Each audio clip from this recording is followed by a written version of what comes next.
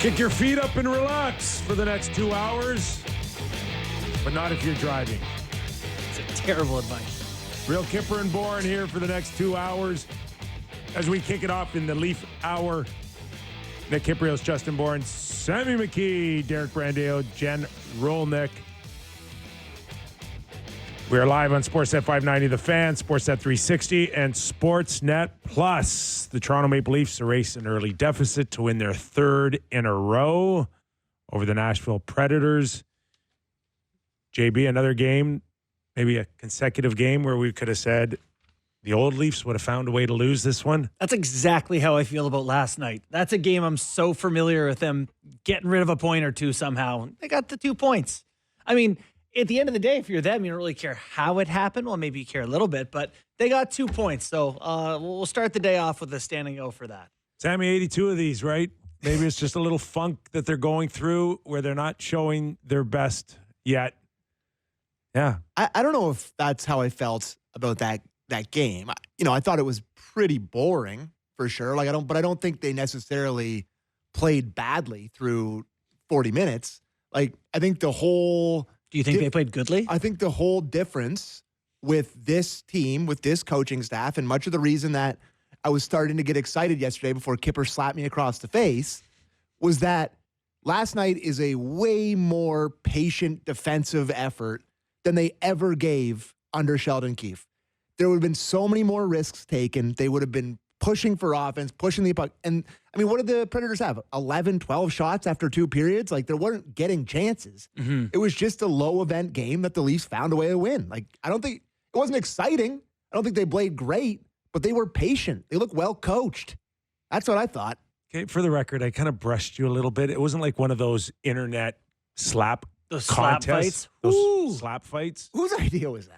Right? That's just straight CTE.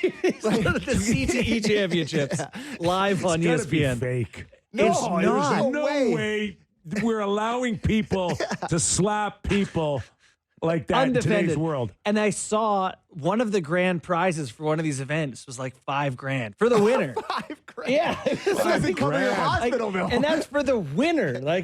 Everyone else is playing for lunch money. It doesn't get you past your dental bill, let alone get to your brain. I know. So anyway, that's not what you did to Sam. No, it's not.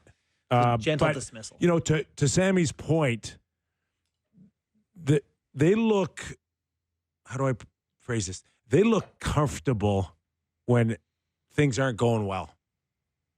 Yeah. And that's a good thing to have when you're trying to win a division or eventually a championship, is that if you can identify when things aren't going well, yet there's no panic, yet there's no reason to feel like you got to jump up on a rush where maybe it's not the best idea, or pinch when it's not the best idea. If you can have the patience to wait, and last night was a prime example because we know what happened once Berube made the switch in between the second and third period when things really got going.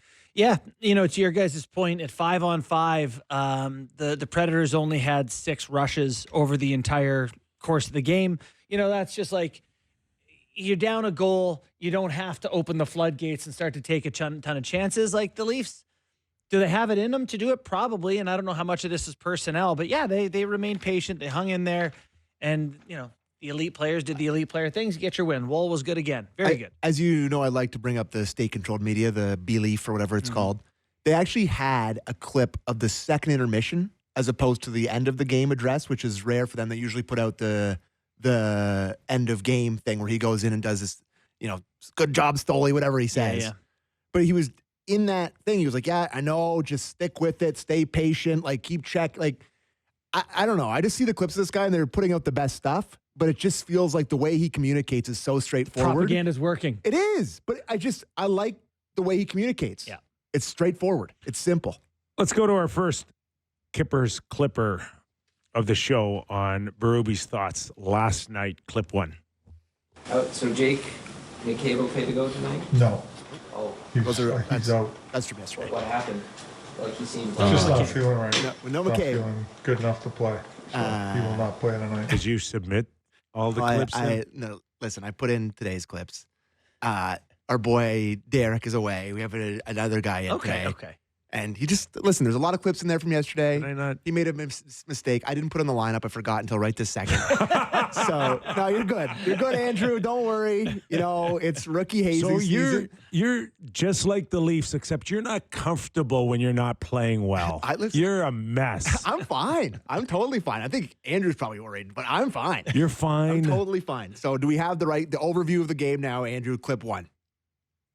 Talked before the game about the game, and that team, that's a good team over there. I know their record doesn't show up. It's a good team.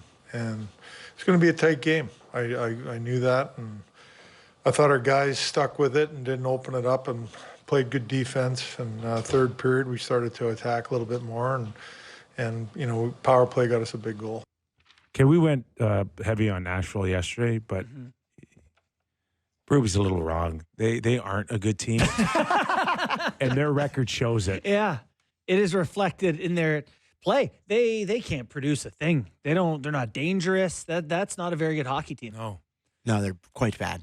And I don't want to do it because Toronto guy, legend of the game, but the Stamkos play outside of taking a penalty last night, it's like he's not noticeable 5-on-5, dangerous on the power play as usual, but just it's not a good looking unit there, that team. But they're going to start selling guys off. To flip it back to the Toronto side of things about how they didn't start opening up, I do feel like a lot of this is personnel. You look at the Leafs lineup, and Fraser Minton is a guy that just kind of does it the right way, and Holmberg does it the right way, and Lorentz does it the right way, and Dewar, like they are kind of a steady group now. Yeah. It just feels more solid when they're in those situations than it used to be like, here comes Engvall and Mikheyev, who are good players, but they're a little bit more, I don't know, anything could happen. They're pop rocks. Big talk after the game was the head coach's big move, right? Genius A creative move. stroke of wizardry. Unbelievable move. Scotty Bowman. The likes we've never seen before. Let's go to Craig Berube Clip 2. off his Einstein moment. How much credit do you take for reuniting Matthews and Marner in that moment? No, I don't take credit.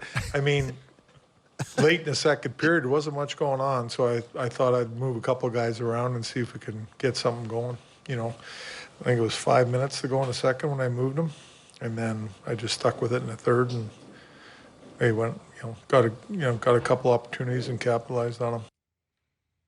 How much credit do you take? And then he wanted to say absolutely zero to credit, but Yeah, I he mean, should this take is some like, credit. boy, Oates and Hull. What if we reunited them, Like, what if we put Backstrom on the ice with Ovechkin? Envision like Berube going to the bottom drawer of his coaching desk and then seeing Sheldon Keefe didn't take his last playbook and he opened it up and he said, when in doubt, put 16 and 34 together. Yeah. I think, it's you want to give him a bit of credit. Like he did have a good he pushed the button at the right he time. had a good feel For because sure, he Sam. hasn't done that. And you guys are going to make fun of me for loving Berube so Yeah, much. yeah. But he hasn't really done huge in-game changes like that. He felt that he needed. He pushed the right button Yeah. and it worked. He does deserve some credit. It was He does. only a matter of time before it was coming. You cannot have Auston Matthews on pace for like 30 goals or just sit at 5 goals now, coming back and not feeling like he needs 16. Yeah, I don't. Kip, I don't know. Yeah, he does. He does. What do you mean he does? He does. When they didn't play together, he scored not- at a better pace without him last year. So he doesn't. He doesn't. No, he does. He does Oh, because. okay, never mind. Oh, I'm just saying that it was. I don't think it's just a coincidence. I don't think it's just Marner coming in now, and Marner's gone to another level. How does a guy go from kind of not feeling it to looking like that with one switch? You mean Matthews? Yeah, Yeah, I think he got tremendous energy off of Marner. for sure. But I think this is something that energy that he got from that is something that to me you could bottle in terms of not going to it all the time. Because I think if you stick with them His- together all the time, then there's a complacency with them and they start to get little too cute at times. And then you But go if back to Willie, Yeah, and then but if that'll you go for press the 5 or 7 games, Yeah. and then if you it's pull back the to lever Marner. at the right time, like they did last night, then it really energizes them, and they both look unbelievable. You need a game to win. You start the playoffs. Yes. It's a done deal. That's 16s with 34. 34 wants 16. Of course he Doesn't does. want 88. Marner doesn't is want anybody else. one of the few Wants best him. passers in the NHL. He creates offense like nobody. Tavares wants to play with them too.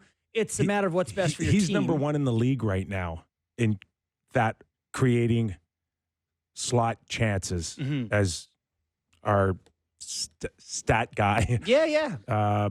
Steve Valiquette had told us. There's no one close to him right now in creating offensive danger zone opportunities. And the first thing that he does is find Auston and all by himself in the slot. Great pass, by the way, on that play by Morgan Riley to sniff it out, rim it around hard to Marner, who then pass it to Matthews. A great tic-tac-toe, no question. But yeah, if you want to, listen, like chemistry is a real thing. We all, you guys played hockey, you understand what chemistry is. When those two guys get together, they're really good. I think they're great apart, but they both are excellent and they love playing together, so they probably want to play together. Yeah. Everyone has chemistry with Marner. He is as good as it gets for that sort of thing. The only question is it like, I mentioned Sheldon Keefe before. It's something that he used to do all the time as well. It's like, what does it do to the rest of the team, the rest of the lineup?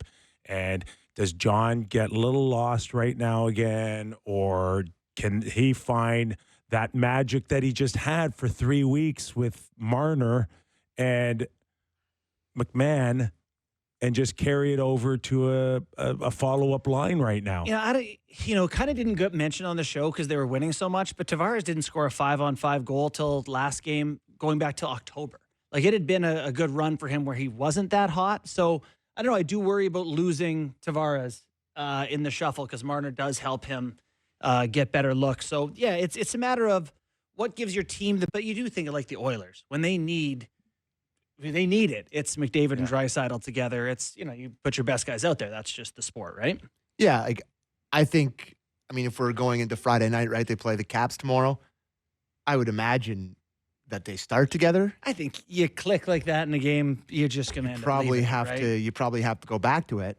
But I do think that as a new coach and a guy that's new to these guys, I think it'll be an interesting sort of factor to see how he feels out. Because you know how they can get those two together. Like it's great defensively always, but they get a little too cute offensively, a little bit. There is some stuff with them that people don't want them playing together. So we'll see how Berube handles that, but it's good last night. I actually think Nye's on that line.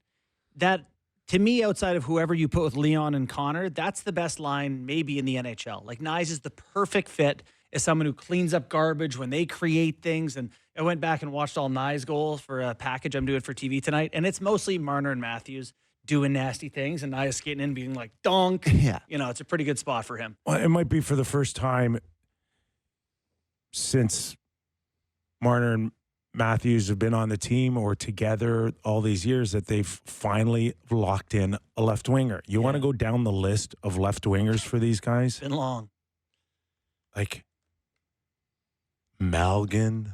I mean, it's been crazy, and Malgin's lighting it up still in Switzerland. Oh, I'm so happy for 21 him. points in 18 games last I checked. And yet guy. Austin's found ways to score 70 goals, 69. Mitch has been on this close to 100 points, and really no left winger. Yeah.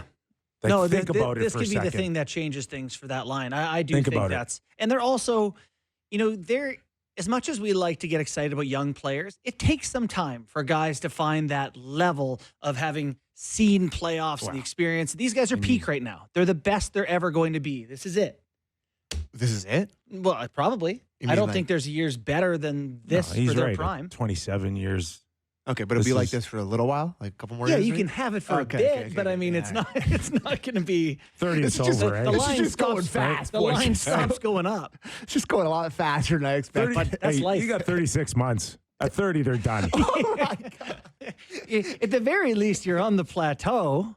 Oh, that's dark. It doesn't Too go up dark for forever. today. Yeah, and like, is this enough to now watch Auston get on one of those heaters that we've been accustomed to over the next 10, 12 games? I think that's safe to say. He's got 5 points in 3 games since he came back, 3 goals. Yeah, we've seen him do it. The biggest thing is we agreed on the show the last after his first game or two that he didn't quite look like his all around. We said was 70, 75%. Yeah, engaged yeah. for me. And for me, it's still like he kind of has looked like he did when he was a younger player, where you could tell the offense is there, but it's still kind of swoopy and not as hard as we know he can play. I think, unfortunately, this is just not Auston. This is me talking about goal scorers in general. There has to be a level of selfishness for these guys. They love to score goals, right? Mm-hmm. And, when Austin's at his best, he wants the puck, he wants to shoot it in the net. Mm-hmm. But there just has to be that now next phase of his leadership, captaincy, goal scoring. How do I make the team better? I know I can score 60 goals or 70 goals, but is it going to help us win and advance? So that's the tricky part for me, because I do acknowledge that there is a level of selfishness in any goal scorer. Yeah. I remember this one goal in junior.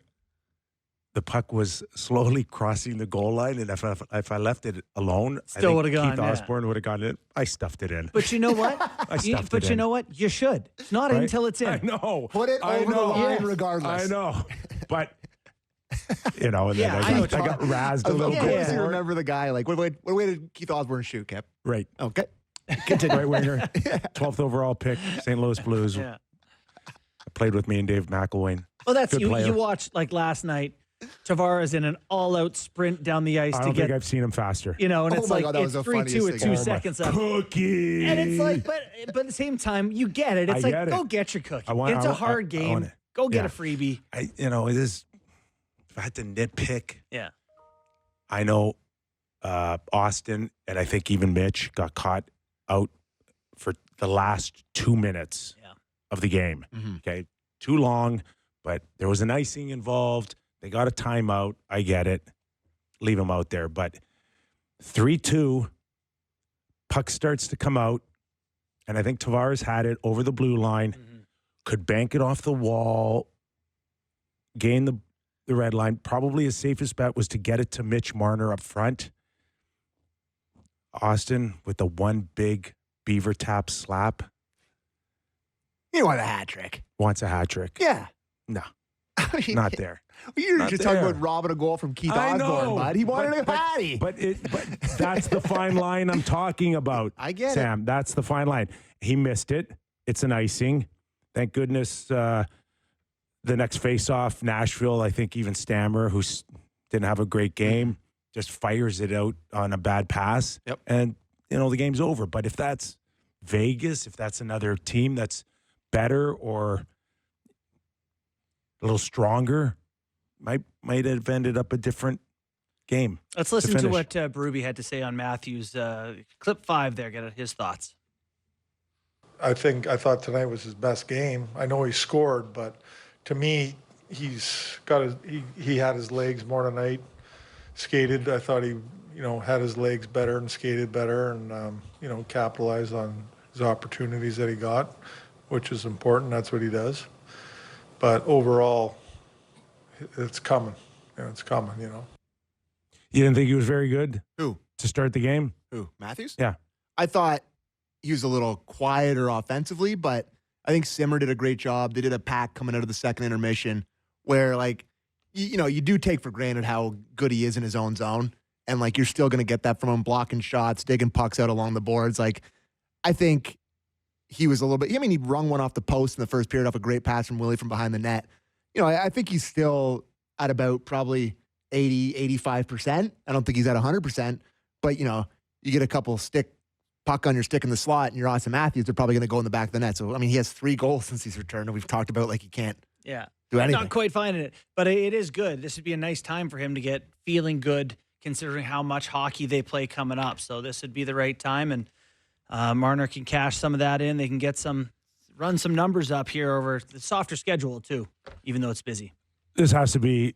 Listen, I don't want to get accused of driving the price up for you guys on the Marner talk. Do it, but let's do it. This is probably as good as we've ever seen him.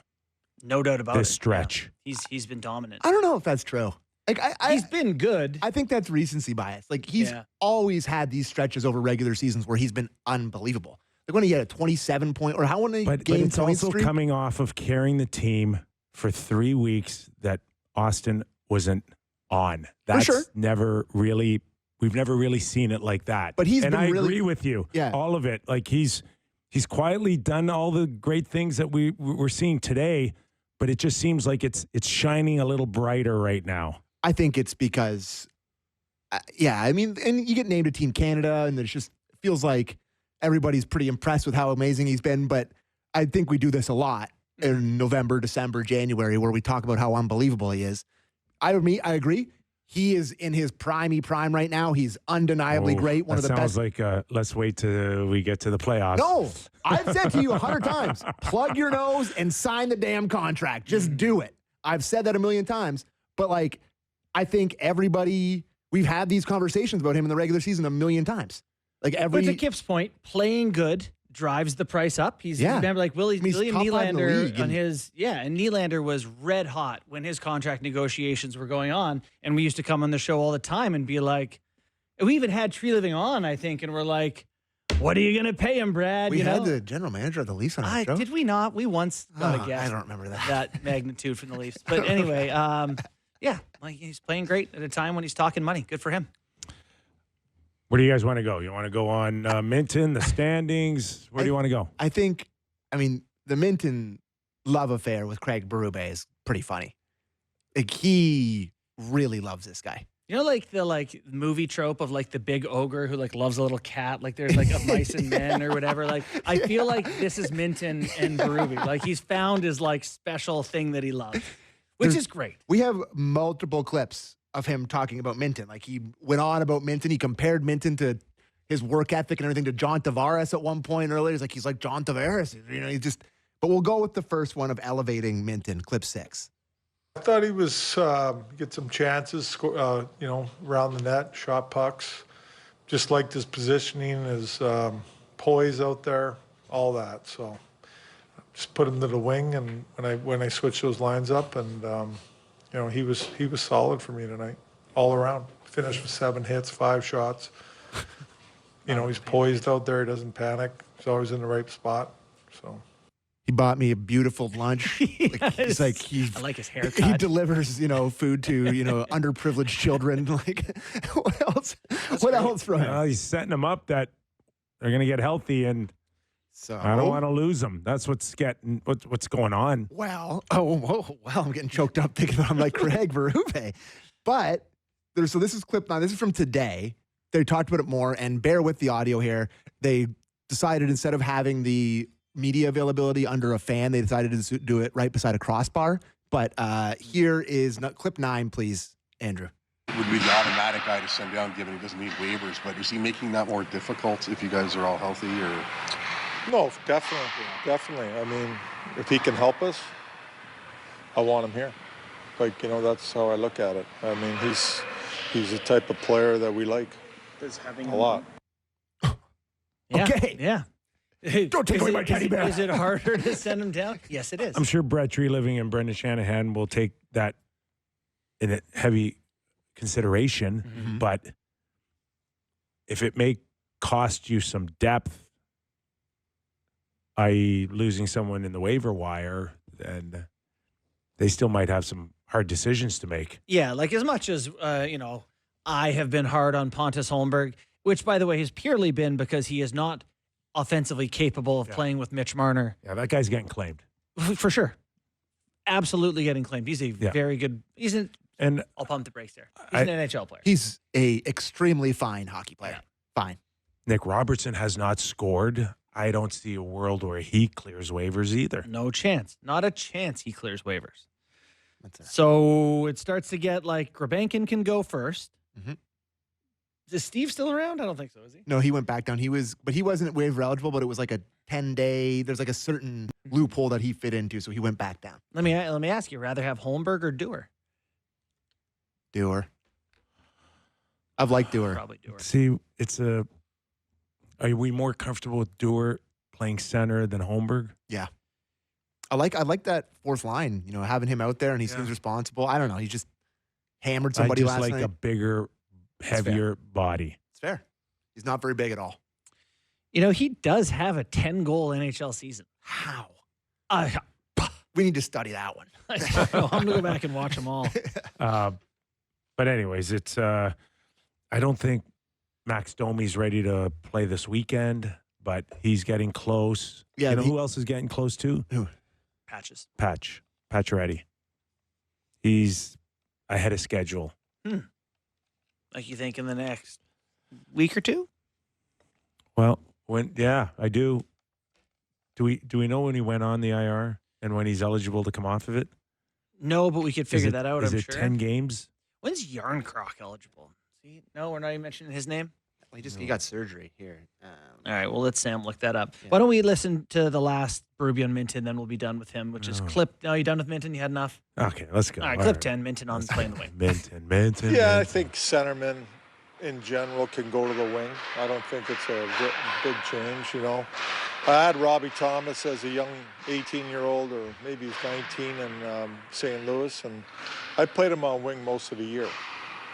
He did not play center until the next year coming in. So, and he did a great job for us. He's playing in the playoffs and everything. So I don't think going to the wing, whether he plays the wing tomorrow or not, I think he's a versatile guy that can handle that. I don't think it's a big change from a centerman to go to the wing. I wonder if that gives him a better chance of sticking around. What? Oh, I'm just laughing because They had their. it's almost as if every team, there's always like this little public kind of love affair for a coach and a player. Yeah. And my year in Hartford, I scored like 17 goals. I had 300 penalty minutes, and Al Peterson and a few of the guys on the team would be calling me Homer Jr. Paul Holmgren was our coach. Yeah. And they'd be calling me Homer Jr. And I'm like, I hated that, right?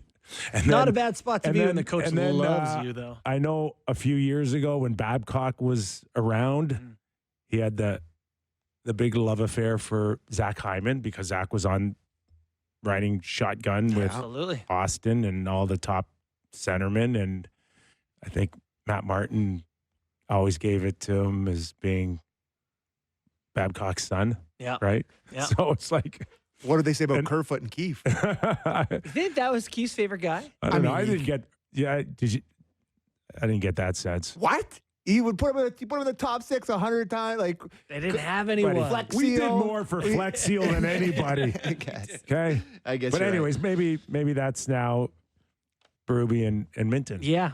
Maybe the playing wing thing gives him some viable longevity with the Leafs. It's not hard to see a fourth line where he's the reliable guy with a little bit of offensive upside. So just to go back to your point, Pacioretty was placed on IR on November 11th. Mm-hmm. So that's quite some time ago now. So then, so he's eligible soon here. yeah. Yeah. The more I think about it, though, there's no way Minton's here for playoffs, right? He would have to have such a good year. All I'll say is watching the game last night. Crazy game. It is. Okay. It's a crazy game. All I'll say is watching the game last night, and it was 39 in the top 6 instead of 29. I was like, oh, thank God. I know. I was like, oh, thank God. They're bouncing pucks off Holmberg. He doesn't know where it's going. Holmberg Like, had one when Marner tried to hit him backdoor, and Holmberg was just like, oh, yeah. that coming. Oh, It's is like, that- you should. Is that a puck? Yeah. What is that? Like, I can't. Anticipate that. I was not enjoying mean, it. I don't know if it's very seldom that you get a young kid that can turn into like this early success of Wyatt Johnson in Dallas. Mm-hmm. But there's a guy that a lot of people didn't envision last year being a key part in the playoffs. Yeah. For Dallas real early when he made the team. Yeah. I don't know where Minton stands, but I wouldn't be shocked. I wouldn't be shocked now to see him somehow find a way into the lineup, maybe in an early playoff round. Yeah. Okay. All right. Our thoughts on this guy have changed. And might be some shifting going on with the lineup. Oh, what are you hearing? Wow, I'm just hearing what everybody hears. Oh, what's everybody hearing? Brad's making calls and Oh, he's busy. busy, and There's just no way the team's gonna.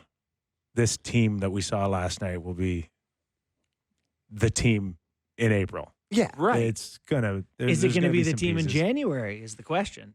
Is it going to be before Christmas break? No, I don't. I don't get that sense. Okay. I think let the cap get eaten up a little bit, free some people up, and then January, February, we're going to start hearing some names being Yeah. linked to the Toronto Maple Leafs. It's going to be fascinating. Like, let's say they had back right now Pacioretty, Domi, and Yarncroc. Mhm. You know, you look at that lineup, and all of a sudden, Minton, Grabankin, Holmberg, or Dewar. You know, like it's a really deep lineup at that point. Well, I did not have this early success of Pacioretty, and he came in and gave them a real physical presence, and you just hope he picks up where he left off, because that is something that when we've seen other players like a Thornton, or even I know Marleau came in with a big contract and a lot of still decent years, but Patch is like for free, and Yeah. he's on bonus time for the Leafs. It's as far so as I'm funny though, concerned. because to me that was Giordano for them last year, and you were all over Giordano all year long. He was free, and I thought he was effective. I think they're like the same guy for me, where it's like it's great. Yeah, except defense is way more pivotal for me than A winger. a winger. Yeah, That's all. that's fair. Right. I mean, That's it's totally fair. just the speed was an issue for me, for Gio. That eventually the wear and tear over the course, and he was as competitive as can be. And to your point, he gave them some really good nights, But He gave them all they had. when you needed it at the end, it was not there. He's supposedly skating right now, sniffing around. Oh, he is. I think he's going to play in the Spangler Cup. Is it? Oh, yeah? Christmas, or at least they Actually, wanted him. I saw that in your article. That's where I saw that. They wanted him. I don't know if he'll go, but he was sniffing around. I know Edmonton, like he wanted to go to Edmonton. I'm not sure they don't immediately get better with him. I'm not. I totally agree with you. Like he can Just give you. another Leaf heading out to Alberta. He can give you some decent If he gives you minutes 15 hard, even strength minutes and some PK block in shots. January and Actually, they February. need PK help too, don't they? Yes. Okay. Win a cup for the Oilers. So Oh, poor Flames. I have a little. Do we get a cut if he signs there? We should. I just had a little thing watching that game last night. A pitch to you two guys. I watched everybody who says Grabankin, oh, what a big player. And then he ran into a big player, Luke Yeah, Shen. he got smoked a Well, couple listen, times. Luke Shen, Luke's- yeah, he eats up Oh, there's, big men. There's big men, and then Yeah. there's Luke Shen. yeah. I got to ask you the question, boys. Bring Luke home. Like, it's just, Where? New Hockenpah. like, why not? Didn't he get Nashville paid him? Not too bad. They paid him. They 275. just signed a guy This year that's and on next? Team Finland. Hockenpah is not going to play. Do you know there's like just 7 Oh, yeah. Finnish defensemen in the whole league, and they're all playing in this thing? He had surgery, by the way. Is it- Hockenpah. Oh, yeah. Yeah, he had surgery. Oh, just a little procedure on his knee. He did? Yes. When? I don't know. It's about to happen. A minute We have an ago? No, he's update on already it. had it, I think. Let's 12 listen. Let's clip listen to two, Brewer. 12. Clip 12, Clip 12. Hockenpah update. Well, he'll be back on the ice soon, and then, he's good to go. He got something done, a little procedure done, to help himself out a little bit, and he just needs a few days, and then he'll be back on the ice and, get up to speed again and be ready to go. Was he in Berlin? Again, he's just giving you a little bit. I'll extend Craig Berube's comments. He got a little procedure. He's going to come back. He's going to be good to go. He's going to Then he's going to take another break. Yeah. He's going to get another little He had procedure. to drain his knee, and then swole he's up like a gonna- watermelon. And then he's going to get going again. And then March will roll around, and we're going to lose him again. And there's going to be a little procedure. And we're going to just take this right into April. And every 2 weeks, Hockenpah's checks are going to clear. So, He's got to my point, bring Luke home. Morgan Riley's never looked better with anyone else than Luke Shen. They were excellent in the playoffs the year they actually won a round. Tough, knows the market, Yeah. professional, Yeah. defensive defenseman. The way that opens up their decor, if you're playing them together, I just, it's going to it does a slow decline. Yeah, but it's is a this year slightly in worse net. It's not chance. like it's a 10-year It's contract. so much money, though. Remind you, It's not that much. The Caps have to go to $100 million. No, it's not about Give me to. a break. It's not about to. It's not too much. It will, but it's not about to. And Sammy, if they wanted to keep him with that contract, they would have signed him before he even left. Yeah, but Okay, Although it's you could different ask scenario. Nashville to retain. It's a different scenario now. to me. you can, but so can 12 other teams. Mm-hmm. I know old Hakanpää is a star for Team Finland, but I don't like relying on him, and they need more of that element on the decor. And Luke Schenn is tough. He hammers I've heard guys, worse ideas. Bring 'em home. retaining. If they'll retain half of that, I've heard worse ideas. and they're going to blow it up. They stink. Send him a pick. Send him Nick Robertson. They need some Done scoring. deal. They need scoring. Robertson for Shen would be hilarious contrast. Anyways, so you're just both you guys are out on that? No, No, you need to There retain. would and- be a dozen teams that would love him. And if the Leafs could get him and you knew what he did before he left, just most recently, who wouldn't want him? He was here last year, right? No, Was it last 2 year? years ago. Was it 2 years ago? He had when, won national. when national they last year? won that round and he beat the crap out of Tanner Janot and beat the crap out of Pat So, Maroon yeah. and shut down everybody. But And he was an integral part of that he was victory. massive. But don't you just want to don't make Gladiator 2? Don't you just Oh, want to? It don't go ended there. so Don't you perfectly. go there. It was perfect the way it ended here for Luke Schenn. Don't you go there. Okay, let's take a quick break. Yeah. Later on in the show, we're going to welcome in David Amber as well. Plenty more. And Keith Jones, president of the Philadelphia Flyers, I think will join us. Yeah. Plenty, still more on Real Kyper and Bourne. Don't go away. Welcome back to the Leaf edition of Real Kyper and Bourne show. Nick Kypreos, Justin Bourne, Sammy McKee. So we got some internet love, from those guys on the street. Oh, yeah. Fan guys- First Network. Fan First Network. Yeah. Just to shout them out. Remember their name, we were told. Yeah, remember their So, name. there you They're go. abrasive. But they're working their asses It is off. aggressive. Now it's cold out there. They're grinding. They are. They They're got working their hard. microphone Yeah. out Way there. to go, boys. Love it. Hey, Keep it up. We need people like you. I Passion. love all the Four Nations stuff. We're going to talk to DA at the top of the hour about the Four Nations team and all the release or whatever. But I don't know who would have done this for Sportsnet, but they put together the omissions team, Yeah. the snub team, and I asked Jen to grab this. Oh, good here. job. So- That's great. So she put up the all snub team, Yeah. right? So there you go. If you're watching on SportsCenter, you're watching on YouTube later, you can see this. I look at that team, and It's dummies the Finnish team. I mean, that's first of all, that's a silver medal team to me.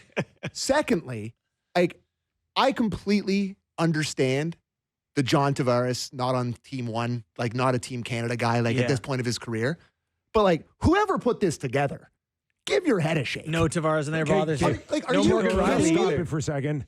And listen, I want to acknowledge that John is having a very He's- good season. He was the center for a But month on the best Just team in the tell Atlantic. me, between Scheifele, Celebrini, Suzuki, and Thomas, who are you taking out? Nick Suzuki, easy, No. done deal. No. Macklin Celebrini out. John Tavares has played for Team Canada at every level. He's played World Junior, Olympics, World Championship, anything.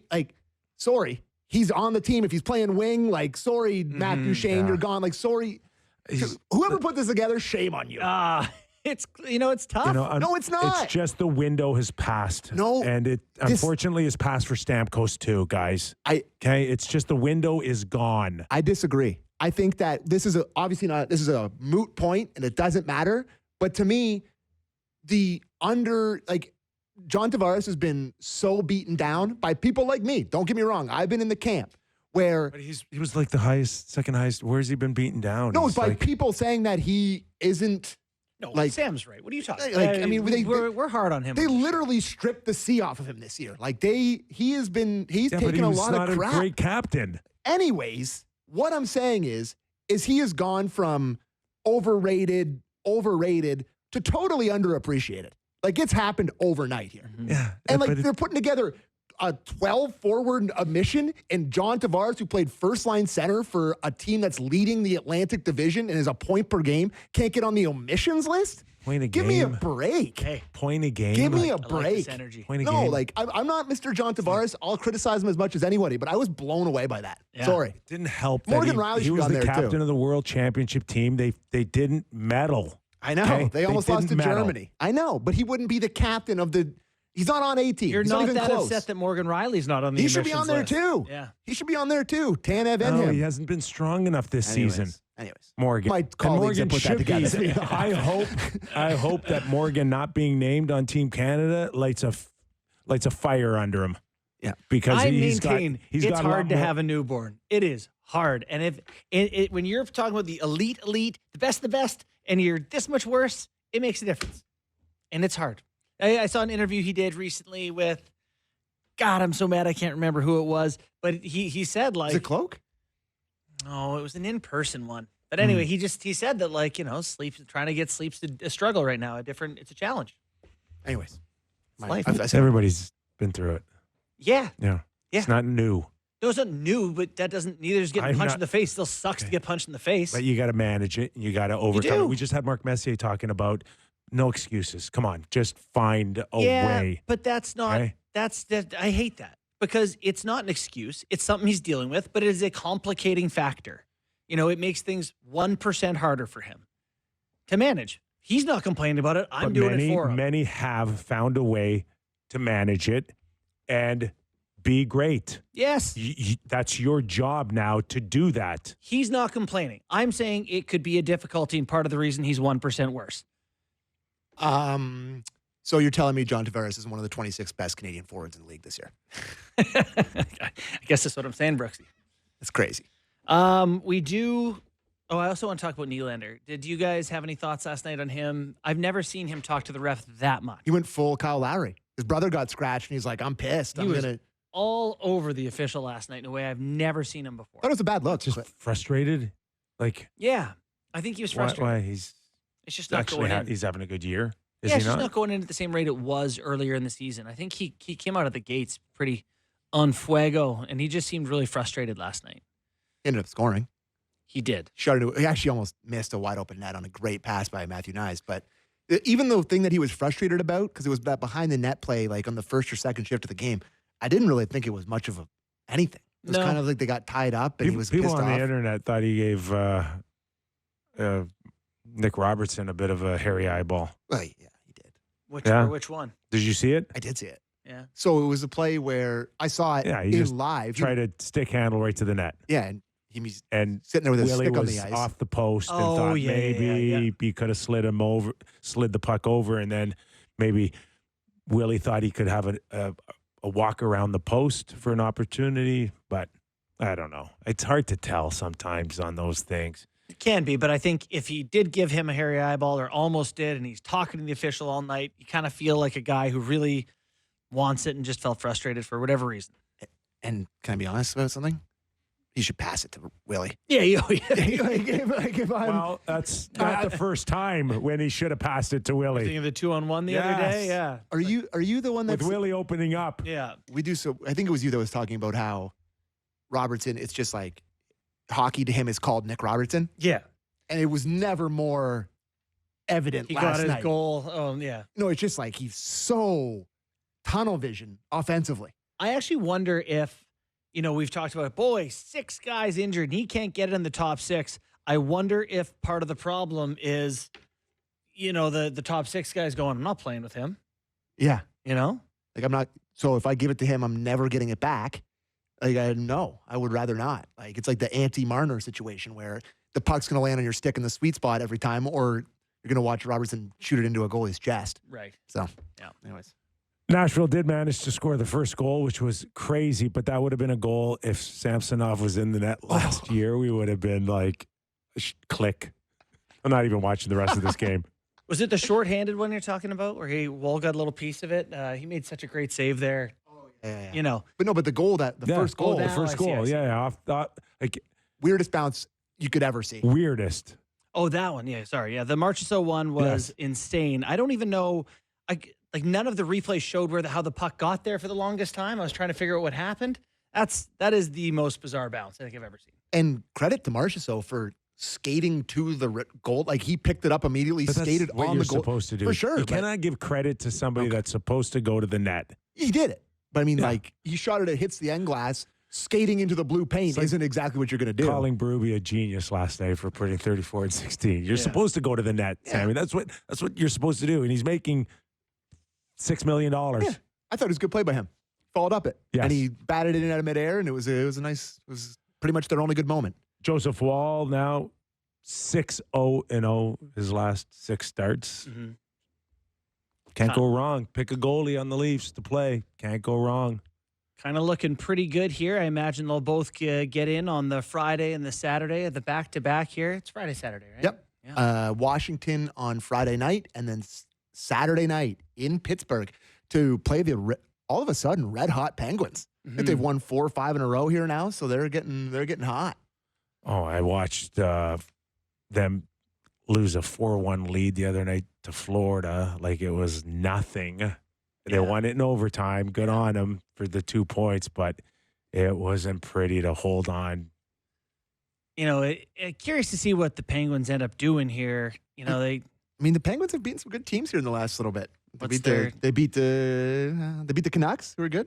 They beat the Florida Panthers, who Kyper just made fun of them for. Beat the Flames, beat the Bruins. Some decent wins in there. Anyways. Yeah. No, not bad. But like you hear they're interested in like Nils Höglander.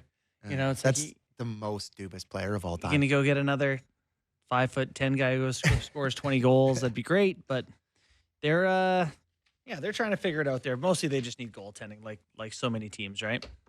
Yes, sir. Anyways, it is really, again, I'll say it like I said yesterday, without Kyper giving me the hairy eyeball.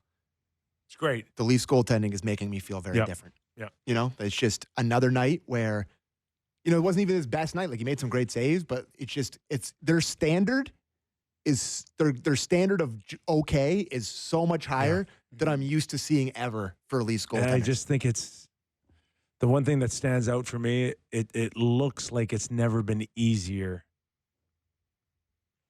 Like just to get through to the wins. To be a goalie for the Leafs. Oh, to be a goalie. No, to be a goalie for the Leafs. Yeah. When there's a level of predictability on guys not gambling or losing positioning, the number of block shots that I continue to get, it's got to be nice, a feeling for both those goalies right now. Yeah, waking up today, the Leafs, hottest team in the NHL, 8 wins in the last 10 games. Also, in the past, they were struggling with regulation wins, overtime wins or whatever. One of the top teams league-wide there. They're 2 points up in the Atlantic Division over Florida with a game in hand on them. So, you know, this is kind of a time to make hay as they're getting a little bit healthier, some soft games ahead, and it just feels more than other years, if you are going to believe in them, that the table is set for them to actually win the division. Yeah. So, Kip, I talked about this with Sam the other day. Mm-hmm. Boston kind of figuring it out a little bit, are they not? Like I still feel like they could very well end up playing them, whether it's 1v8 or 2 versus 3. That could very well be their first round matchup again. Thanks, Gary. Just doesn't seem like, and again, we talk about blown leads. How about Buffalo the other night? Oh my God. Yeah. Oh my God. There's reporters now calling for like somebody get fired there, somebody get traded, somebody get sent down. Yeah. That's how bad it is. Watching them blow a 4-0 lead to Colorado the other night. But Sabres, Red Wings tonight, Detroit and Ottawa. Like, if you want to talk about almost a must-win for the Ottawa Senators, talk about that. But just to kind of bring it around full circle here, yeah, Boston seems to be like they're gonna be 4 coming out of the Atlantic. Yeah, it does feel like there are. I guess it's, for me, the Bruins they've kind of changed a little bit since they moved on from Montgomery.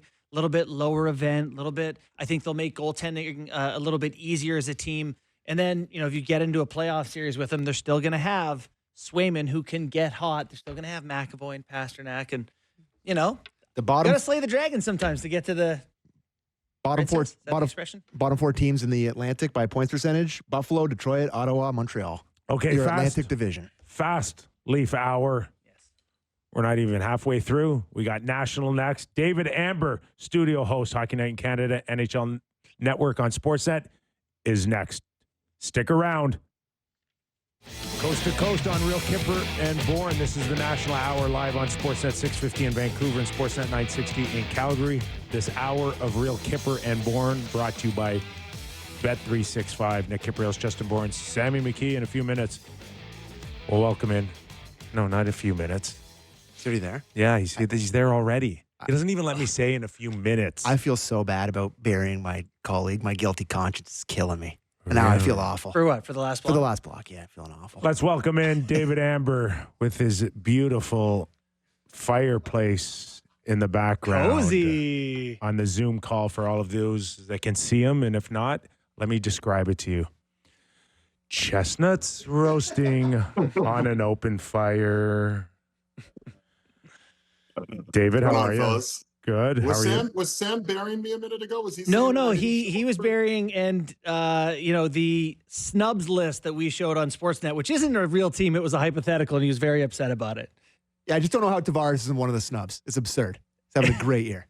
The fact that we were fielding texts and angry calls and all of this about not being included on the snub list. Think about that for a second. I know. That is truly incredible. Insulted. I'll apologize on behalf of our show that happened. Right? I'm insulted not being insulted. Sorry, everybody. Hey, Tavares has been great. I mean, we honestly, it's funny. We put together a second team, and whether Tavares is there or not, I mean, that could have been a competitive second team for Canada. They probably wouldn't finish last in this Four Nations face-off. So that's how deep it is in Canada. Great job the other day, giving us wall-to-wall coverage, David, you and the guys, in terms of what you thought and what you ended up seeing. How different was it from your lens? Well, I mean, I think by in the last 48, 72 hours, we got a kind of a sense of how it was going to shake down. There were some surprising names to me, at least. And again, it's all individual preferences and tastes. So who surprised for you? Who ended up on the list that you go, wow, I didn't see that coming? Well, Sanheim I didn't see coming. I really thought Uyghur, I lobbied for Montour, I mean, I suggested Montour. Uyghur, I thought Dougie Hamilton, potentially Morgan Riley. I had a few people ahead of Sanheim. Sanheim was a blind spot for me. Doesn't mean, it's how many Flyers games have I watched closely under that kind of lens to maybe get a sense of how great he is. And maybe it shouldn't have been a surprise. And we talked to Don Sweeney, who said right from, early on, this guy's name was there, and he was someone that they'd been eyeballing and wanting to watch his progress. So he was under my radar. Seth Jarvis was under my radar. Again, there was a number of other candidates. We kept talking about with, Justin, I think you were on some of those shows. We were talking about Tom Wilson and his candidacy. We were talking about Zach Hyman and his candidacy. Talking about Connor Bedard and his candidacy. What's funny, guys, is Elliot asked a pretty pointed question to Don Sweeney about how different the team would have looked had it been, forced to be made up in September as opposed to December. Think about how many guys at the end of last season were almost in that indelible ink in. Evan Bouchard had a historic playoff run. You have to imagine on June 18th or whenever the Stanley Cup final ended, he was in their top 6, if not their top 4, because of what he was doing. And, he kind of played his way out of that situation. Zach Hyman, 54 goals last year, tough start, injury. He, I guess, played his way out of that situation or was injured out of that situation. Connor Bedard, in my eyes, was certainly going to be a strong candidate, wins Rookie of the Year. And he's just had a very slow start this year. And there's about 6 or 7 other guys you could add to that list, Barzell, et cetera, et cetera, et cetera. So it is really interesting what the final product is. But I would say if you're going to ask me, Jarvis and Sanheim were the two biggest surprises for me. DA, you're a true pro, so I'm going to throw you a curveball here. While you've been talking, Luke Richardson has been let go as the head coach of the Chicago Blackhawks. So listeners at home are aware that has happened. Connor Bedard obviously didn't end up on Team Canada, probably going into the year. A lot of people felt he would take a step and be one of those names. Do you have any sort of initial feeling about that? It is surprising to see his offensive output sort of stunted. Kyper, I don't know if you want to weigh in on that first. Okay, or... we'll let David go first. Sure, we'll let David have the lead on that. Well, who's the replacement? Did they have an interim head coach, or did they hire someone? And now, if I'm not mistaken, Derek King's also there, and I don't know whether he'd be still there or Mark Eaton Blackhawks assistant general manager overseeing player development will assume. Oh, no, that's for the Rockford head coach. Anders Sorensen will be named interim coach. So there you go. Yeah, Okay. I mean, AHL coach. Yeah. first of all, I feel badly for Luke Richardson. He's a great guy, as anyone who's dealt with him would tell you. And also, he was dealt an incredibly difficult hand. I mean, you can link it all together. I saw the look on Luke Richardson's face on the bench last night. We were watching that game in the corner versus Boston last night, and he looked completely frustrated. Connor Bedard's breaking his stick after missing scoring chances on the bench. He's completely frustrated, and it all goes hand in hand. Richardson wants better players to coach.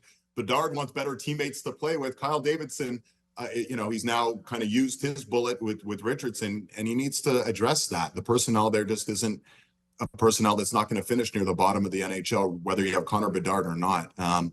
But yeah, it feels to me that the frustration is there for Bedard, guys, and he's just 19 years of age. Listen, he could be suiting up for Canada at the World Juniors next month in Ottawa. He's not, obviously, but that's how young he is. It's frustrating, right? We want to see this guy live up to the hype of what we anticipate he's going to mature into. At the beginning of the year, Sam Cosentino went as far as to say he's going to score 40 goals, 100 points. And I was right there with him. I said, yeah, I could see that happening. That's not going to happen at this point. And he's just got to be incredibly frustrated. I think we need, if I'm Kyle Davidson, it's incumbent on him to go out there, use the cap space, use the draft capital, package some of that together, find some players, and I don't mean getting guys at the end of their careers as he's gone out and picked up lots of guys. Get those offer sheets going. Get some people there with him.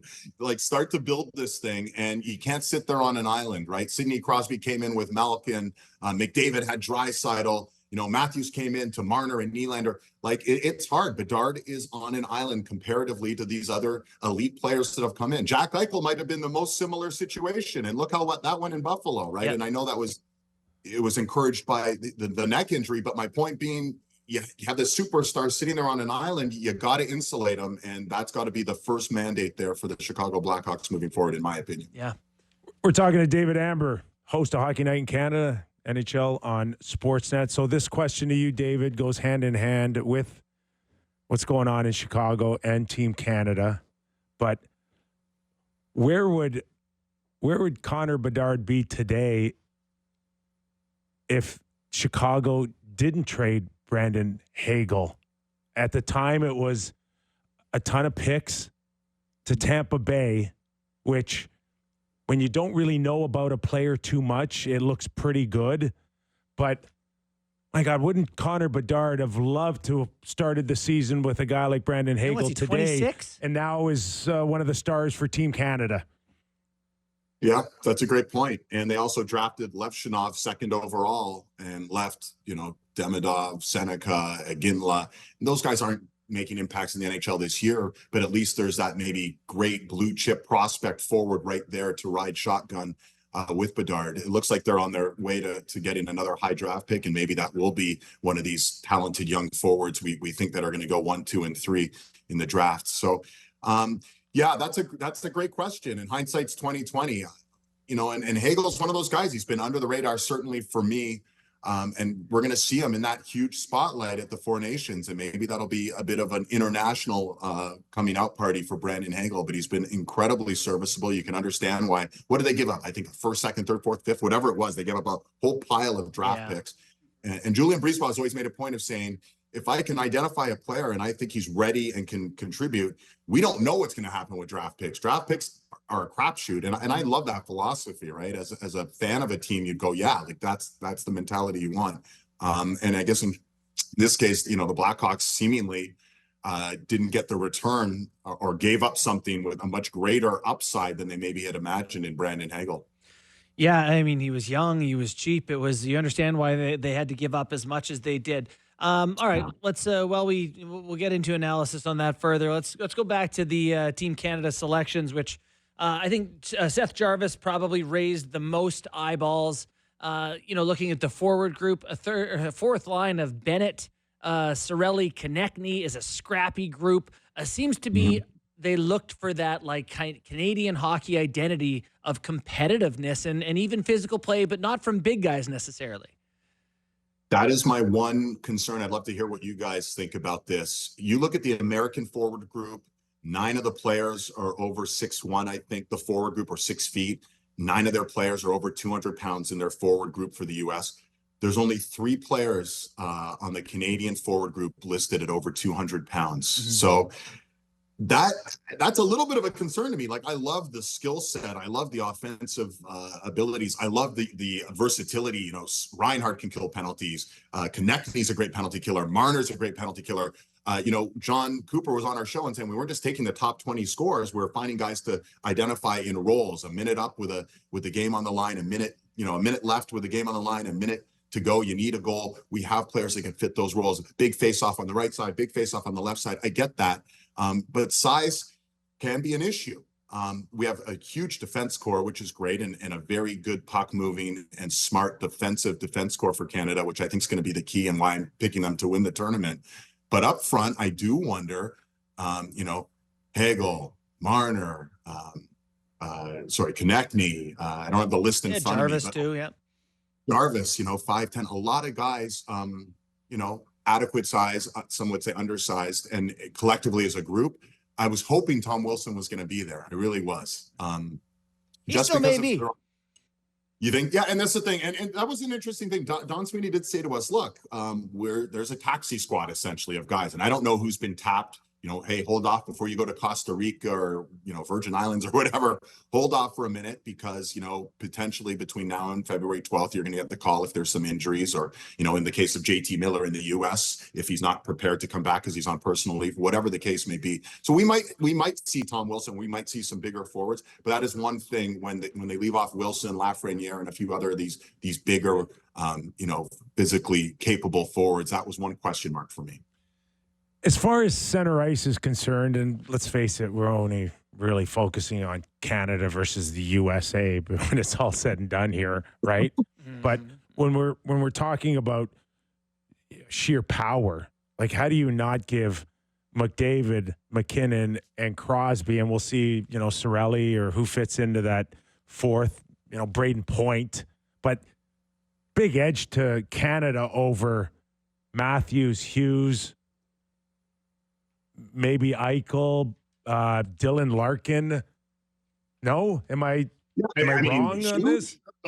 Huge. I mean, Jack Eichel's playing the best hockey of his career. Auston Matthews is a 69 goal scorer from a year. I don't know if I'd use the word huge, but I definitely would say advantage Canada. I mean, you could argue, and I think it was Sam Cosentino making this point last night, you know, where Canada has a massive advantage is arguably the 3 best players in the world, Marner, McKinnon, and McDavid, reside in Canada. And, you know, if it's going to come down, and Elliot made a great point of these extra 1-minute commercial breaks, you can ride your big guns for much longer than maybe you would under other circumstances. I'm sure that excites breaks. Edmonton and Colorado.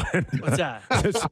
Ride our $11 million player into the ground. Yeah, I couldn't believe the thing in Elliot's 32 Thoughts. Like, commercial break's going to be 2.5 minutes. You can really do this. It's like, man, do we want to do that? You know how much I can eat in 2.5 minutes? Popcorn.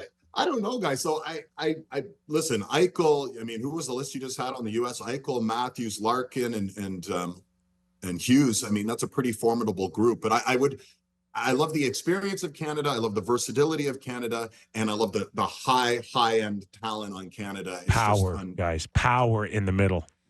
Do you think, though, like looking at these other teams, single game elimination, do you have fear about Sweden, about Finland? That Finnish roster is not bad. Like, I know we're sitting here being like, it's pretty good. But if we're looking at Finland versus Sweden in the final, is that not the outcome that Sportsnet's looking for? No, I think the NHL office let's just really stay focused on McDavid versus Matthews. But Justin's point, though, is valid in the sense of it's a 1-game showdown. I honestly, you could put Sweden's blue line, in my opinion. You know, I put Canada as the best blue line top to bottom, but I think Sweden is 1B. I think it's right there, in my opinion. It's a very good group and can do a lot of different things, and they're huge. right? They're absolutely, their blue line is 6'3", 210. That's the average size on the blue line. I asked Steve Fellon in Stats last night to give me the breakdown. I mean, I couldn't believe it. I was like, wow. So we're talking some monsters back there for Sweden. If Finland scores first, if they carry a lead, that would concern me because they have these grimy, grinded out kind of guys. I think they have a great system they're going to play. And they have UC Saros, who we saw last night in moments. He's a very good, he's an elite goaltender. But I think if Finland has to chase a game, they don't have the offense to chase a game the way the other three countries do. Okay, I gave Canada a huge edge in the middle of the ice. Where I can't is in net, David, and we've had this conversation for months going into the announcement on Wednesday. So Hellebuck, Ottinger, and Swayman up against Binnington, of course, Montembeault, and Hill. What do you see? Yeah. What do you see? Yeah, I mean, listen, Hill and Binnington have won cups, and Montembeault we've seen, including the first game of the year where you had, the 46 save shutout versus the Leafs. We're talking one-game situations, and that could be fine. And we have this great defensive group in front of them to insulate the goaltending. But yeah, clearly, Hellebuck and Ottinger you could argue are the top two goalies in the league, period. Aside from some of the Russian goalies who obviously aren't going to be there. So there's a distinct edge. And Canada is the biggest question mark. At their best, should we be concerned about Hill, Billington, Montembeault? No, but we don't know if we're going to see their best. And that's the big question. The consistency hasn't been there. We asked Don Sweeney last night, could you name your number one goalie if the tournament starts tomorrow? I asked him that pointedly. And he, I didn't really expect him to say, well, yes, it's Billington or it's Hill or whatever. But he definitely steered away from that. I think the hopes of the Canadian management is that someone's going to get on a bit of a roll. Someone's going to come in to February riding high and riding hot, whether it's Binnington or Hill or Montembeault, and they're going to go with the hot hand. But there's no margins here, right? There's no semifinal. There's no, oops, we screwed up. We'll get them next time. Yeah. If Canada loses that first game versus Sweden, and they've done that in former tournaments. You remember in 2002 in Utah, like they've had moments of but they've been able to kind of gather themselves and start to peak. They're going to have to start game one versus Sweden essentially on that peak and ready to roll. And maybe that was a big reason why instead of calling on Celebrini or Bedard or some of these unknown entities, they're like, okay, we got 15 Stanley Cup champs. We have 3 MVPs in our forward group. We have guys who know how to perform at their peak at the right time. And I think that did probably play a role into Don Sweeney and their groups picking the guys they picked. Yeah, Cooper said something to the effect of, it's like 4 game sevens. We have a ton of guys with experience, and it's like, they have picked a lot of guys who've won before. Last one for me, when these teams would call alternates and say, hey, you're on this sort of next man up taxi squad, do you think it's like they have the next guy, number 14 on the list, who's going to get the call if someone's hurt? Or do you think it matters who gets hurt? Because I look at the U.S. and they've got Tage Thompson and Clayton Keller did not get selected in favor of like Kreider and Brock Nelson. And, it does feel like if an elite guy scorer gets hurt, maybe you call someone else off the list based on trying to find a scorer to replace that type of player. 100%. Like if Jack Eichel goes down for the U.S. and he likes to sit in that sort of Stamkos, Ovechkin power play spot, if he goes down, you can call Cole Caulfield. Oh, I see. Yeah. They sit exactly in the same spot. Listen, it's different if Travis Konechny, who could be a PK specialist to some degree and a grinding kind of forward, hey, we got the lead, Konechny's a perfect guy to send out there. It's different than if, who you would replace Konechny with, potentially, or Reinhart, who can kill penalties, or Marner. It could be very different than Sam Bennett's hurt. Okay, Sam Bennett's hurt. We need Tom Wilson, right? Like someone who will hit anything that moves and provide that physical threat. So I would imagine they have a game plan here. I really don't know. And who knows the conversations they've had. I imagine this might come out between now and February about who is on the taxi squad or whatever the case may be.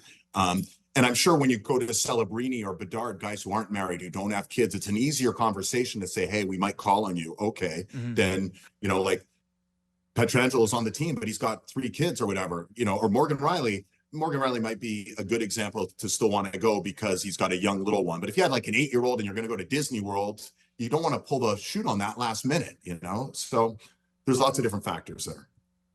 And of course, we still know that Gary Bettman and the Players Association are planning to start negotiations on a new CBA. But David, do you think this is finally the look of international hockey coming to hockey fans on a real consistent basis here, and we can finally get this program going again? As a hockey fan, I hope so. I mean, I'm certainly not an insider. These are good questions for Elliot, and I'm sure, Kyper, you probably know the answers to this. But I think it's a good pathway that we're getting 2025 best on best for the first time in 9 years, leading into the 2026 Olympics, which will be obviously a grander showcase for the game. And, as a fan, those are the moments that resonate with me, right? Like, I was there in Utah in 2002 when both the men and women won. The men had won Olympic gold in 50 years, the first time the Canadian women had won Olympic gold. And it was an awesome moment. And, I wasn't there in Vancouver. You were there, Kyper. I mean, you had a front row seat to it. Those are the moments where your heart, right, it's magical. Those are the moments your heart's pounding and you're like, this is awesome. I remember 87, I was in high school. I went to some party and the, Gretzky drop pass, Larry Murphy, the interference, Lemieux up top, the whole, everyone starts throwing beer in the air. It was like one of those moments I'll never forget, right? You want those types of moments, and hopefully we'll get some of those moments, whether it's in February or next How year. deep was that TV, DA? Was it as deep as it was wide? Was it rabbit ears? It would take 6 of us to pick it up. Yeah. Who can't forget Larry Murphy, the greatest decoy in hockey history? Awesome. You're 100% right. But how cool was that? Think about the talent on that ice, right? And people forget about Dale Howard, Chuck off the draw, like the same thing. Like there was, who was it Coffey? I'm trying to remember. It was Murphy, Gretzky, Lemieux, Howard, Chuck, and who was the fifth guy out there? It must have been Coffey, I imagine. I can't even remember. Charlie Zalapsky. I don't remember. Bork? I don't know. But no idea. Howard Chuck. Did you mention Howard Chuck? Yeah, I mentioned Howard Chuck. Yeah, I mean, was Mess out there? Messier. Oh, well, 4 forwards and Murphy. I don't know. Kipper, you're looking at me. I wasn't born yet, pal. You're looking at me like Sam, good point. Some great stuff. I mean, honestly, that was some of in 72 and 76, I was just a little nothing. So I don't remember those at all. Shame on me. I'm the oldest. But Kyper, I mean, those are the moments, yes. Right? Like they really are. Even 14 Sochi. When people, sometimes you show up on a podcast and they say, what's your favorite sporting moment? And I go, you know what? One of my favorite moments, bar none, was the gold medal women's final, U.S. Canada, and it was over. U.S. up 2-0. The puck's rolling into the empty net, hits the post, goes out. Marie-Philippe Poulin goes on that run. Canada wins gold. I'll never forget that. Those are great moments. And who knows what we're going to see in February. And I get it. It's a watered down version. I'd love to obviously see some of the, no Draisaitl, no Pasta, no OV, et cetera. But we're going to get that at the Olympics. And this is a great precursor. And, I'm for one, I'm excited for it. If it's a choice between an all-star game or Four Nations face-off, I'm going to take the Four Nations face-off every day of the week. And it'll sneak up on us soon enough. But in the meantime, before we let you go, I'm not allowed to say quarter pole anymore, right? Because that's kind of a racing term. I guess. But we're past the quarter mark, David, and just in terms of storylines, we just got the breaking news. JB mentioned Luke Richardson gone, Chicago now in a position where they need a new guy to take charge there. But disappointments or great storylines so far for you coming out of the 25% mark? Yeah. Disappointments. We were talking about it a lot last night in our show. I mean, I guess you have to point to Nashville. I think we're all quite surprised at just what's happened there. I didn't think they were going to win the Stanley Cup, and I thought they were going to be very similar to the team that had 99 points last year. Really exciting to watch, dynamic, goal scoring, et cetera. And they're dead last in the league in goals. They're 31st in winning percentage. That's been a mess. Ottawa, a real disappointment to me. They're not done. They have room to get hot and make a good push, but it hasn't been a great start for them. That's been a surprise and a disappointment. And I guess you could say individually, Connor Bedard. Again, I think we stated the reasons why, but it's unfortunate to see him struggling. I know there's going to be a great career in front of him. He's just 19 years of age, and we need to be patient. So those would be some of the storylines that have been tougher to watch. As far as great storylines, Winnipeg start, Minnesota doing their thing. Kaprizov, I think he might be the MVP at this point. Quinn Hughes is certainly in the conversation for MVP. I mean, my God, how good is this guy, right? Just he controls the play. The puck is on his stick more than any other player in the NHL. He's dynamic to watch. And maybe the other kind of cool storyline is the parity, right? Like, there's probably, how many teams would you guys say are thinking, and you might not agree, but they're thinking they're still legitimate Stanley Cup contenders? There's got to be at least 14. 10 or 12. How many? 14. I don't know. So many teams talk themselves into it, right? If we're inside playoffs, make a trade or two, we're right there. Add this guy, add that guy. I mean, yeah. And that's the thing. We're all excited to see what's going to happen with Dallas. You know, it's such an unfortunate situation with Sagan, but that means, you know, and Elliott was alluding to this on Marchese and on Mike Feuda's show, like they're going to do something significant with that cap space. We're all waiting to see what the Rangers do. Could the Rangers somehow reinvent themselves?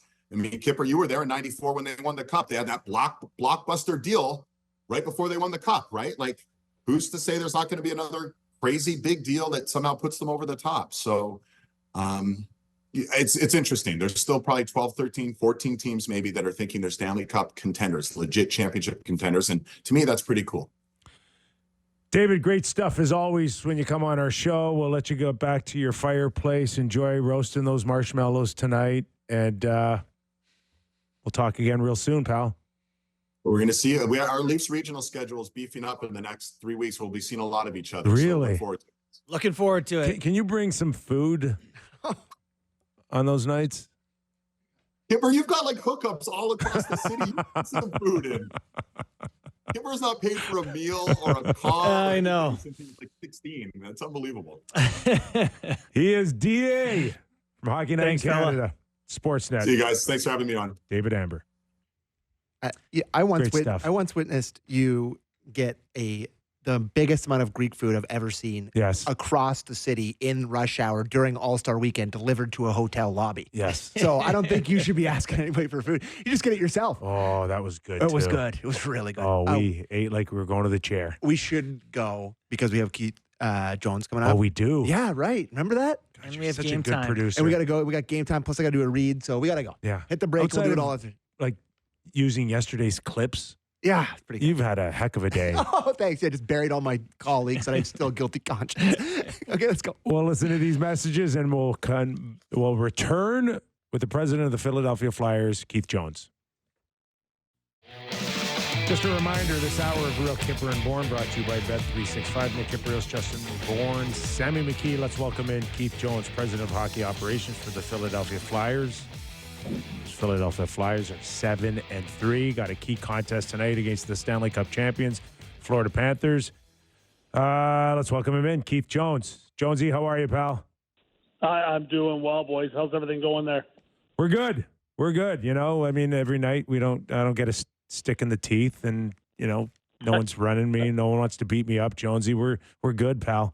12-10-3.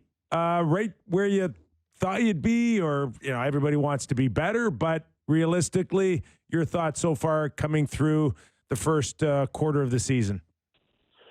Yeah, I think we evened it out. I don't think our start was very good, but I think we had some scheduling difficulties that we had to try to get through in the first 5 or 6 games, and our guys have sorted that out. They've got a lot of jump in their step recently, and I think when we play with energy, we have a chance to win every night, no matter who we're playing, whether it's the Stanley Cup champion Florida Panthers who we play tonight, or you know, some of the teams that are kind of in the same area we are as far as where they're at in their evolution, trying to get back on track and build something special. So I'm pleased with the effort, that's for sure. Our guys have worked extremely hard, which you would expect from a John Tortorella coach team.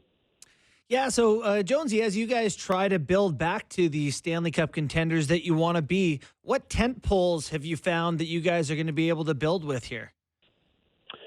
Well, we've got some good ones, and I think the Canadian hockey fans are going to have a chance to watch a couple of them. And Travis Konechny and Travis Sanheim, 2 guys that we're really thrilled have been selected to play for Canada in the Four Nations tournament. That's a gigantic thing for their careers. It's a great honor for them to be recognized for how well that they've played this year and where they're at in their careers also. So, both guys are under contract for a long time with us.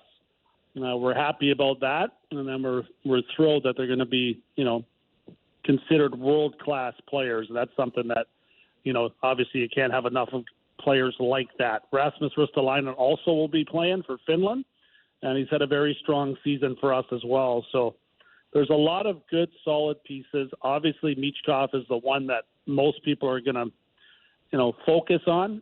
I think he's done a great job for a 19-year-old kid, and the future's obviously extremely bright, but we're going to need to add some more pieces along the way and make sure that we're allowing him to be as great as he possibly can be based upon some of the personnel that we add to the mix.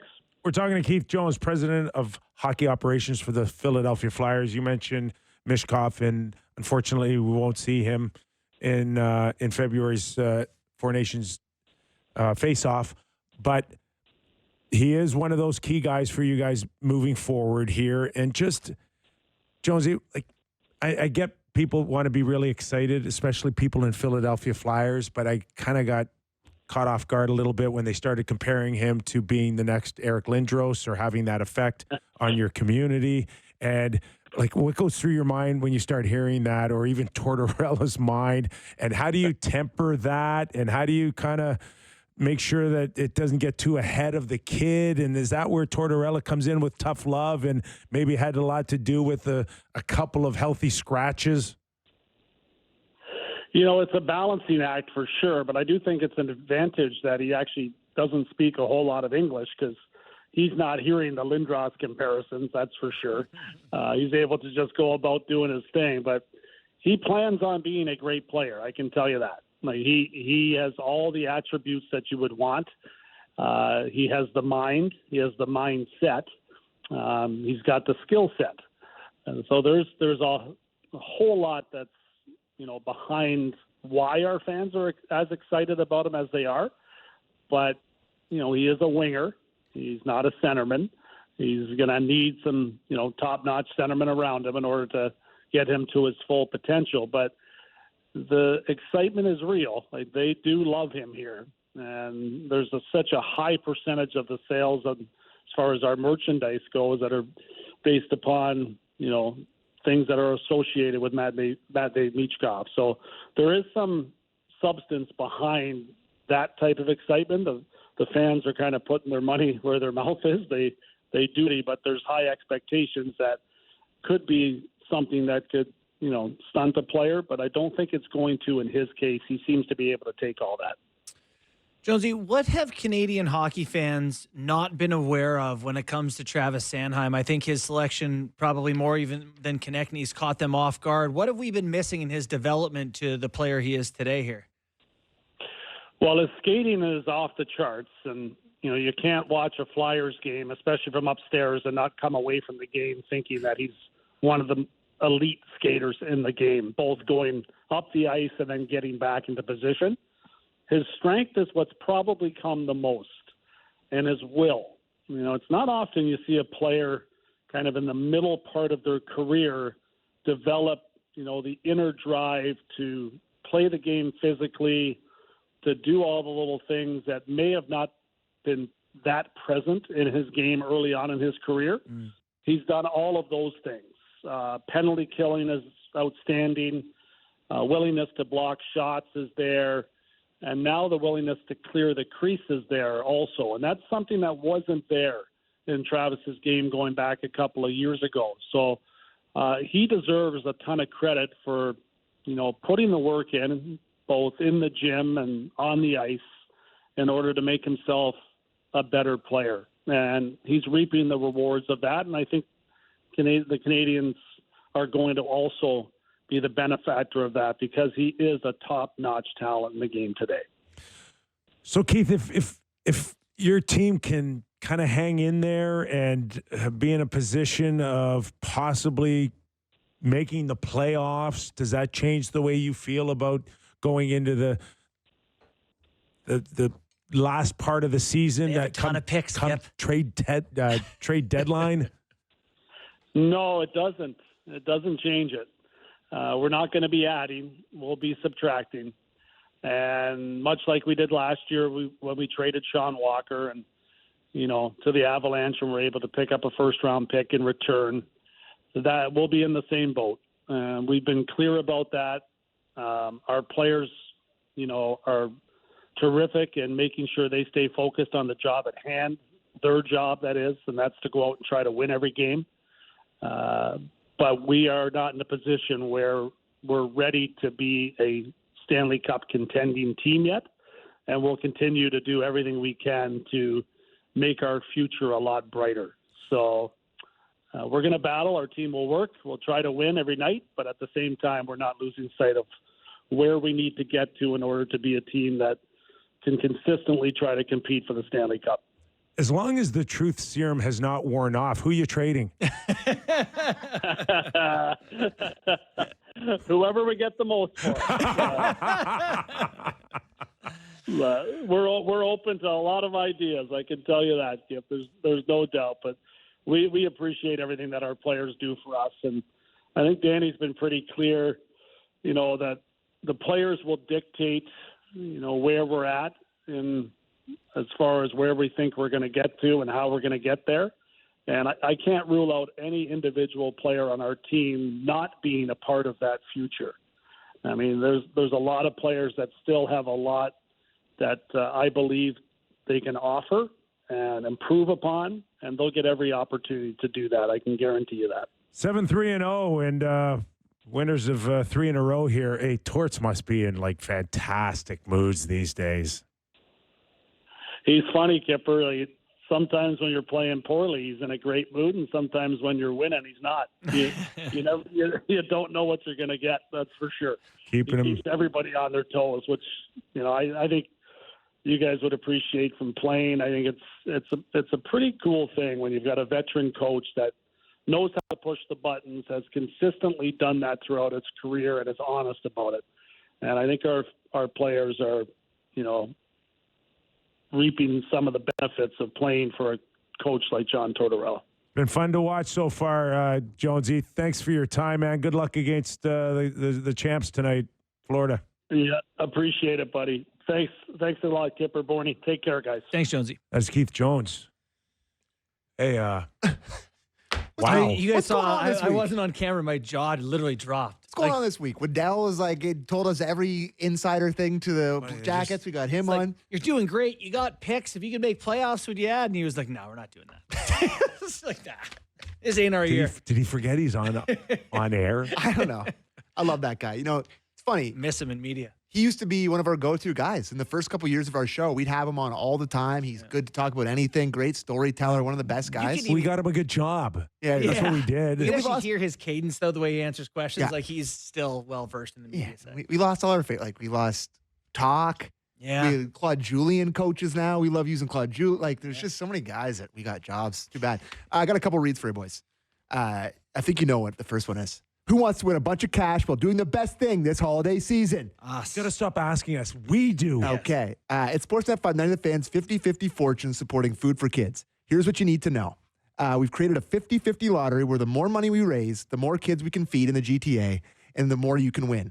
The current take-home prize is almost $470,000. Boys, I got to get a ticket, I think. Someone is going to win that jackpot on Thursday, December 19th. If you get your tickets early, there are more amazing early bird prizes, including 2 sports packages. One is a pair of tickets to an upcoming Leaf game and a signed William Nylander jersey. The second pair is a pair of tickets to a Jays game and a signed George Springer jersey. Get your tickets by Friday, December 6th at 9 a.m. For the chance to win. And for more details and to buy your tickets, go to foodforkids5050.ca or text word CASH to 59590 and we'll send the link right to your phone. It's the 50-50 fortune supporting food for kids. Standard message and data rates apply. Ontario only. Good stuff. Fantastic read. Thank you. Nailed it. While he was talking, wow, I found who the Leafs are trading for at the deadline. Oh. Scott Laughton's the answer. Yeah. Scott Laughton makes $3 million this year and next. He is a 30-year-old center UFA who checks a lot of the boxes of what you would look for in a third-line center. Love that. Give up a first rounder all day long. Whoa, really? Oh, yeah. Is that what it's going to take for him? Who cares? Who cares? First rounder. Never going to see first rounder now for the next 3 years when you're trying to win the Stanley Cup now. Well, everyone's beloved. No brainer. Everyone's beloved Easton 40-point Cowan guy. everyone's beloved Easton Cowan was a first round pick, so maybe they shouldn't trade away. Anyways, game time? Game time. It's game time, presented by Bet365. Visit the app for latest odds and find out why it's never ordinary at Bet365. Must be 18 plus. Ontario only. Please play responsibly. So we just talked to Jonesy, and I was trying to figure out the odds of to make the playoffs or to miss the playoffs. They have to make on here, but I was just trying to dig through it because I thought it was interesting. You know, they're not wavering from their game plan here. Oilers. Yeah, no, we were just talking about the Flyers. Oh, I see. Because they're plus 300 right now to actually make the playoffs. So that number's out there on You're saying if you can Bet365. bet the other side, go for it because they're not you know what trying I to make the mean? playoffs. He was just literally said that they're not going to do anything other than trade away players. So I found that pretty interesting. But his team is in Florida tonight to take on. Oh no, that's in Philly. Sorry, taking on the Florida Panthers. They are plus 160 on the money line at home. The Florida Panthers are minus 190. And some other action around the league tonight. The incredibly washable San Jose Sharks are in Tampa to take on the Lightning. They are a plus 225 underdog in that game. The Lightnings are minus 275. Didn't the Sharks win the other night when we were talking about it? They beat They beat the Caps. Yeah. We're talking about San Jose again. Well, they have a really good record with Celebrini in. I think they're like 11-6 or 10-6 with Celebrini in the lineup, so good for them. And the last one I wanted to bring up was the Ottawa Senators and Detroit Red Wings, because you said that was a big game for both teams.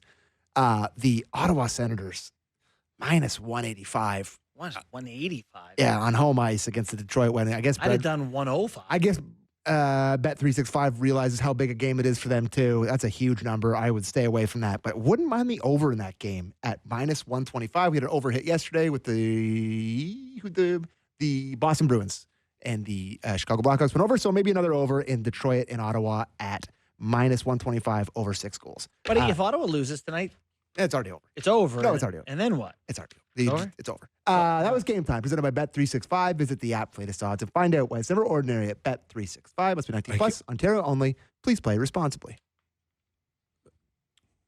Just on Ottawa, I think they've got a bit of a stretch here of maybe 4 or 5 at home, and then they get kicked out of their building, for the World Juniors. Oh. This is It's now or never. huge, Oh, right. right? Yeah, they are. They're gonna go on the road for like 8 or 9 games.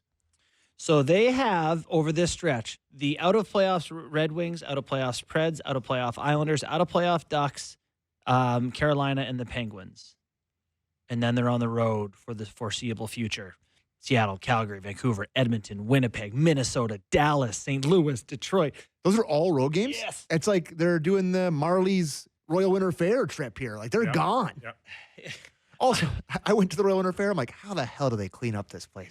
Is it the boat Just- thing where the boats are in No, Rico? well, I went to the rodeo that at a the Royal different Winter thing Fair. there? This is bad. And it stinks like horse Buddy, they do a dung. whole There's boat straw show there. everywhere. There's little water. Madison Square Gardens used to How they like do have the circus, Yeah. and they would race to get us to our rink back to play. And I'm like, I can see the guy still picking up the elephant crap as I'm in warming up. Yeah. And then I'm going through I'm looking at the boards, and there's like straw still stuck to the boards. Yeah. And meanwhile, like A-list celebrities are going to be sitting there in 4 minutes. They're like, clean it up. All right. If you just happen to join us, breaking news, Luke Richardson has been relieved of his duties as head coach of the Chicago Blackhawks. Also in news, JT Miller back skating with the Vancouver Canucks. Really? And his return still to be determined. It's still questionable whether he even left town at all over this period of time. But this story has tremendous amount of intrigue, including a lot of rumors about, does he want to stay? Does he want to be traded? What's going on with the Rangers? Can the Rangers in Vancouver somehow get together? But it's been a real tough stretch here for Vancouver, and yet they found a way to still compete And Demko, there's 2 goalies on the ice today. Demko was one of them. Lankin was one of them. I think he had a quote about how he's starting to feel like he might be available. Hold on, I'm still mulling on Miller. I'm not ready to talk goalies. I think the Rangers would make a ton of sense. They're looking to make a huge trade. Do the Vancouver Canucks need right-hand shot defenseman that hits everybody? Tried to link me with Ottawa and the Rangers. Yeah, okay. I can see that, right? There's a need. I don't know. Like, the first person you're thinking about is Chris Kreider with the Rangers now. Yeah. But I believe he's got, and I'll have to recheck this for tomorrow, but I think he's got as many as 15 teams he can block in a trade. Kreider. Chris Kreider. Yeah, okay. I probably have every Canadian team on that list. Yeah. Mm-hmm. Pretty common, right? So, people can link all they want, but I don't know at this point you're going to get an American player like Chris Kreider coming from New York wanting to go play in Canada at this point. I think Ottawa and Vancouver are 2 different situations, though, wouldn't you say? Like Vancouver being a little bit more appealing than Ottawa. Like, they're a team. Kreider? Yeah, they're a good team with some cup aspirations. With you have Besser's an American, Demko's an American. I don't know. They're just. I as far as perception is in Ottawa, I think they're all cannot believe that they are in this position right now. They were supposed to. Allmark was supposed to come in and be that guy that could say that the Ottawa Senators are now in the same place as Vancouver is out west. Sammy. Yeah. Ottawa expected to be where Vancouver is. Yeah. So team save percentage, Ottawa's 5th last. 4 teams worse in the league. Allmark's got to.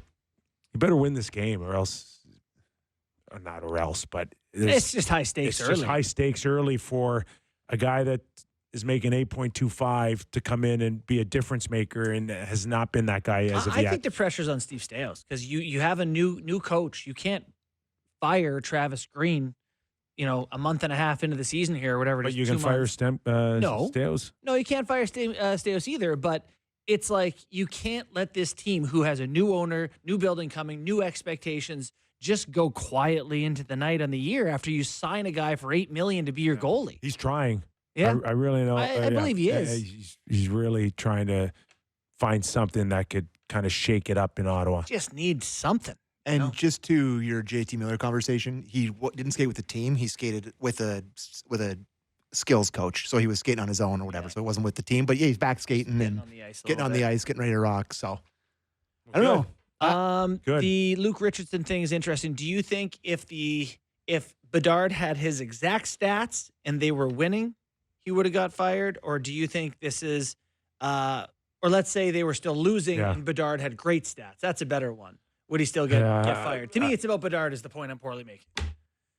You can't have a guy floundering who's going to be your next. There's no doubt in my mind that if it's a great question. The cherry on top is you couldn't get our star player going. Like we're building around this guy. This guy is struggling. The league, forget about Chicago. ESPN's the league banking on it. Is banking on this guy to be a star.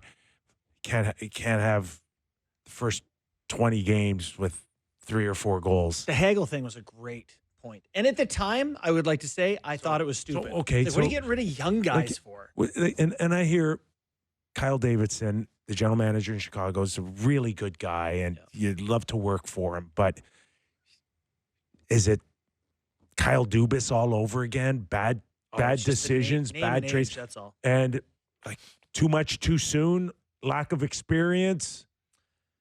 Oh, they're not a good. It's not a good roster. So it has to be a lot of the Bedard thing because it's like it's not a good roster. And Kyle put it together. Kyle put it together. Yeah, it's not a good roster. So, anyways, where's his accountability right now? It may be coming. Okay.